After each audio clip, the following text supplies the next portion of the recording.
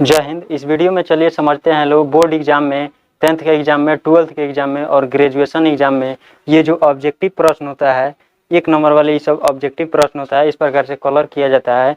इस प्रश्न को किस प्रकार से क्लियर किया जाए, बहुत ही आसानी से किस प्रकार से इसे बनाया जाए। जो लड़का बहुत कम पढ़ा है, मतलब कि कम तैयारी किया है, कम तैयारी कर पाया है, वह किस प्रकार से इस प्रश्न को क्लियर करेगा। इस वीडियो को पूरा देखिए, आपको पूरा तरह से यहाँ समझ में आ जाएगा। 3 लेयर में इसको बनाना है, 3 लेयर में इसको बनाना है।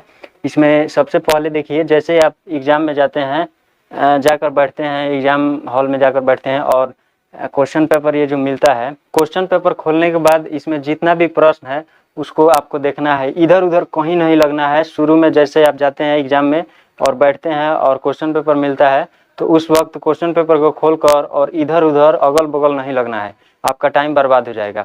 आपको सबसे पहले इसमें जितना भी प्रश्न होगा उसको देखना है और लाइन बाय लाइन एक एक करके देखते जाना है। जैसे कि अगर एक का अगर आपको पता है, जिस प्रश्न का अगर 100% आंसर पता है, पूरा तरह से फुल कॉन्फिडेंस है कि हाँ इसका, जैसे एक का बी आंसर सही है, तो क्वेश्चन पेपर में ही आपको वहाँ पर टिक मार्क कर देना है। यहाँ पर अभी आंसर शीट में नहीं, ये सब बाद में करना है। ये बता रहा हूँ कि कब करना है इसको, आंसर शीट वाला। तो इसको यहाँ पर आपको एक एक देखते जाना है और जिसका अगर आपको 100% आंसर पता हो उसको क्वेश्चन पेपर में ही टिक कर देना है, टिक करते जाना है और लास्ट तक जैसे जितना भी प्रश्न होगा उसको वहाँ तक लास्ट तक आपको उस प्रकार से जो जो आपको पता होगा 100% उस प्रकार से क्वेश्चन पेपर में टिक करते जाना है। जब यहाँ पर आपको पूरा हो जाएगा और जो नहीं पता है उसको छोड़िए, यहाँ जो हो गया उसको यहाँ पर आंसर शीट में आपको एक एक करके जिसका 100% पता है यहाँ पर टिक किए होंगे, तो यहाँ पर आंसर शीट में आराम से आपको उसको क्लियर करते जाना है, कलर करते जाना है, रंगते जाना है। यहाँ पर आपको रुकना नहीं है और जितना भी क्लियर कर देंगे, इसको कलर कर देंगे।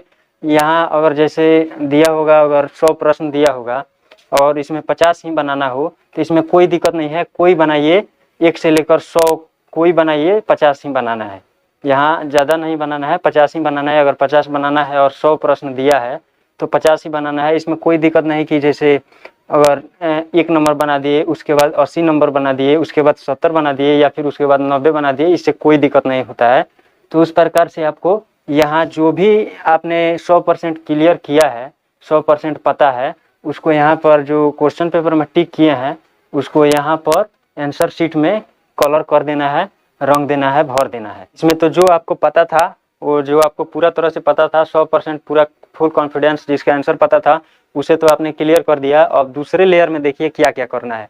उसके बाद जब ये जब काम हो जाता है, जो आपको पता है वो वाला हो जाता है, तो आपको अब जो आपके अगल बगल लड़के बैठे हैं उसके साथ कोलैबोरेशन करना है, पूछताछ, हल्का फुल्का, डरना नहीं है, डरने की कोई ज़रूरत नहीं है। ये सब बोर्ड एग्जाम में ज़्यादा डरने की ज़रूरत नहीं है। जो बोर्ड एग्जाम में जो टीचर होते हैं लोग, एग्जामिनर होते हैं लोग, आकर कॉपी वॉपी बांटते हैं लोग, तो उन लोगों से ज़्यादा डरना नहीं है। उसी में कोई कोई थोड़ा बहुत दोगला होता है तो थोड़ा परेशान कर देता है लड़का लोग को, लेकिन वहाँ पर आपको डरना नहीं है, थोड़ा सतर्क रहना है और आसानी से अपने अगल बगल के जो लड़के हैं आगे या फिर पीछे उनसे थोड़ा पूछना है। और ये नहीं कि आप डर गए कि हाँ हमें कोई नहीं बताएगा, हम चुपचाप अपने से लेकर बैठेंगे, क्वेश्चन पेपर मिला और उसको लेकर बैठेंगे अपने मर्जी से, जो आया उसको मारते गए, गलती से सब मार दिए, ऐसा नहीं करना है। आपको थोड़ा बहुत इधर उधर पूछना है। इसमें देखिए बोर्ड एग्जाम में जो चीट करता है ना, लड़का चीट करता है, उसी लड़का को नंबर काट दिया जाता है। उस लड़का को कॉपी छीन कर या फिर 10 मिनट या आधा घंटा खड़ा करा दिया जाता है, बाहर कर दिया जाता है, जिसकी वजह से आपका टाइम बर्बाद हो जाता है। तो चीट करने वाले लोगों के लिए दिक्कत है। आपके आगे पीछे जो लड़का है वह आपसे कोई प्रश्न अगर पूछता है, जैसे कि आपके पीछे जो लड़का है बैठा है, आपके पीछे जो लड़का, वह अगर कोई प्रश्न वह जानता है लेकिन आपसे अगर पूछता है कि इसका आंसर क्या होगा, प्रश्न बोलेगा वो और पूछेगा कि इसका आंसर क्या होगा, तो आपको पता है तो सही बताइए, गलत नहीं बताना है। और नहीं पता है तो आपको बोल देना है कि मुझे नहीं पता है। तो आपको जो पता है उसको बताना है और आपको जो नहीं पता है उससे पूछना है। और यहाँ पर पूछने के लिए प्रश्न नंबरिंग अलग अलग रहता है एग्जाम में। जैसे कि अगर आपका 1 नंबर प्रश्न उसके 10 नंबर पर होगा या फिर 20 नंबर पे होगा, तो आपको क्वेश्चन को पढ़कर बोलना है कि इस क्वेश्चन का आंसर क्या होगा। तो वह जानता होगा तो बताएगा, वो भी आपसे पूछेगा, आपको भी बताना है और आप भी उनसे पूछिए और आप भी बताइए। यहाँ पर ज़्यादा तेज गति से तेज आवाज़ नहीं निकालना है, आराम आराम से थोड़ा बहुत हिंट्स ले सकते हैं, पूछ सकते हैं, सहायता ले सकते हैं, सहायता दे सकते हैं। ये सबसे आसान तरीका है। ये बात सब लड़का जानता है, सब स्टूडेंट जानता है कि जो प्रश्न, कुछ प्रश्न अगर आप जानते हैं तो कुछ प्रश्न आपके बगल में बैठने वाला लड़का भी जानता है। जैसे आप जो नहीं जानते हैं वह जानता होगा, और जो वह जानता है वह आप नहीं जानते होंगे। उस प्रकार से आप पूछेंगे, कोई प्रश्न पूछेंगे तो वो बता देगा, और आपसे जो वह पूछेगा आप उसे बता दीजिएगा। यहाँ पर कोई दिक्कत नहीं होगा। और थोड़ा ज़्यादा हल्ला गुल्ली नहीं करना है, और पीछे की तरफ, जैसे बोर्ड एग्जाम में बैठते हैं तो पीछे की तरफ नहीं घूमना है, अधिक बार पीछे घूमना नहीं है। आगे वाले लड़कों से अधिकतर चाहे कि हिंट्स मिल सके, हेल्प मिल सके, और आपको भी बताना है, जिसकी वजह से वह भी बताएगा और आप भी उसे बता देंगे। और आसानी से कुछ ना कुछ प्रश्न, जैसे अगर 100 में 50 लगाना है तो मान के चलिए पहले वाले जो आपने पढ़ा था उसमें तो 20-25 मार दिए होंगे, और इस प्रकार से पूछ कर थोड़ा बहुत इधर उधर करके 15 से 20 तो आप मार ही देंगे, तो 40 हो जाएगा।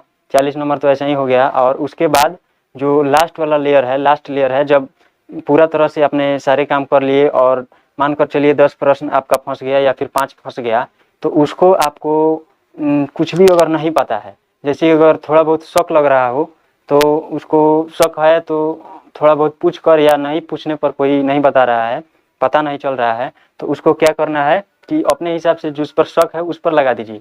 अगर साफ नहीं पता है, पता नहीं चल रहा है कि इसमें क्या है, क्या आंसर होगा, तो आपको क्या करना है कि इसको ए को नहीं टिक करना है और डी को नहीं टिक करना है, बी और सी में देखना है। जैसे अगर 5 प्रश्न आपका छूट रहा है, नहीं पता है, पूरा तरह से पता नहीं है, 5 छूट रहा है या फिर 10 छूट रहा है, तो ए और डी को छोड़ देना है, इस पर ध्यान नहीं देना है, और बी और सी पर फोकस करना है, और इन दोनों में देखना है कौन पता चल रहा है। अगर कुछ भी पता नहीं चल रहा है, अगर 5 प्रश्न छूटा है या फिर 10 छूटा है, तो सबको बी रंग देना है, बी लगा देना है, क्योंकि जो क्वेश्चन सेट होता है उसमें अधिकतर ए और डी आंसर नहीं होता है, बी और सी रहता है। वो साइकोलॉजिकल प्रॉब्लम है, थोड़ा बहुत दिमाग का, टीचर लोगों का, वो सब आदमी ना सेट करता है, उसमें कोई दिक्कत नहीं होता है।